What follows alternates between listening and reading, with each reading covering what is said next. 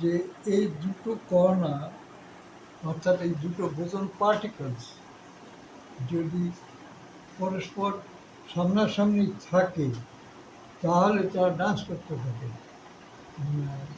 পরস্পর। তো আমার বিচার্য বিচার্য এইসব বিদগ্ধ বিজ্ঞানীরা পথের প্রতীক্ষা না, কারণ যে ক্ষমতা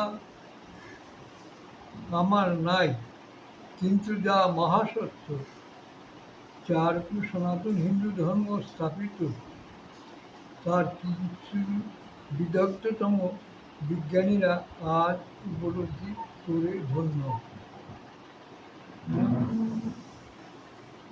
এখন এখানে প্রশ্ন হবে, বিজ্ঞান সনাতন ধর্ম থেকে না সনাতন ধর্ম বিজ্ঞান থেকে?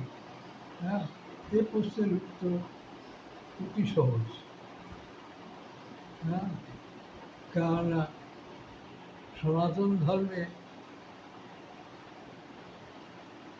বহু আগে বিজ্ঞানের বিজ্ঞান উপলব্ধি। শক্তিকে কেউ জন্মাতেও পারে না, কেউ ধ্বংসও করতে পারে না, এটা অবিনশ্বর। এটা ফান্ডামেন্টাল সায়েন্স স্বীকার করে। সনাতন হিন্দু ধর্মাবলম্বী গীতা ও চণ্ডী অমূল্য পাথর। ওই গ্রন্থের নির্দেশিত পথ লঙ্ঘন করে দুঃখ, কষ্ট, গ্লানি থেকে এই পৃথিবীতে আবদ্ধ থেকে মুক্তি লাভ করবে, এই ধারণাটা বাতুলতা মাত্র। তার মানে চণ্ডী এবং গীতা, কিন্তু এটাকে আমরা বলি ব্রহ্মবিদ্যা। এই ব্রহ্মবিদ্যাকে পাশে সরিয়ে নিজের বাহাদুরি দেখাবে, এটা তো বাতুলতা মাত্র। গীতা সম্বন্ধে সাধারণ লোকের ধারণা যে গীতা পাঠ করলে বা আলোচনা করলে কিছু উপলব্ধি করা যায়, কিন্তু চণ্ডী সহজে সেটা পাওয়া যায় না।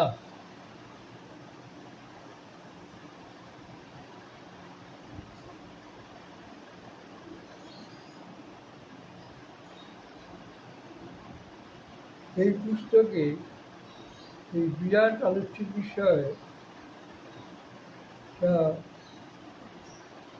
কিঞ্চিৎ সরল করে সাধারণকে বোঝাবার জন্য শ্রী গুরু কৃপায় প্রত হয়েছে। শ্রী গুরু কৃপায় শ্রী গুরু চরণাশ্রিত যতটুকু উপলব্ধ হয়েছেন, বা প্রকারান্তে বলা যায় তিনি যতটুকু উপলব্ধি করিয়েছেন, তাই আমি বলার চেষ্টা করব। মহাশক্তি সম্বন্ধে ব্রহ্মবর্ত পুরাণে বলা আছে, তা বিশদভাবে প্রণিধানযোগ্য। তত্ত্বদর্শী সৌথী নৈমিষারণ্য মুনিগণের কাছে প্রলয়কালে তার দৃষ্টিকোণ থেকে যা প্রকাশ করেছেন তা অতি সংক্ষিপ্ত বিষয় বর্ণনা করার প্রয়াস পাচ্ছি। এটা সম্পূর্ণ ব্রহ্মবর্ত পুরাণ থেকে নেওয়া। পরম ব্রহ্ম হরি ব্রাহ্মণ আকারে নিরন্তর ভারত মহাজে ভ্রমণ করতেন।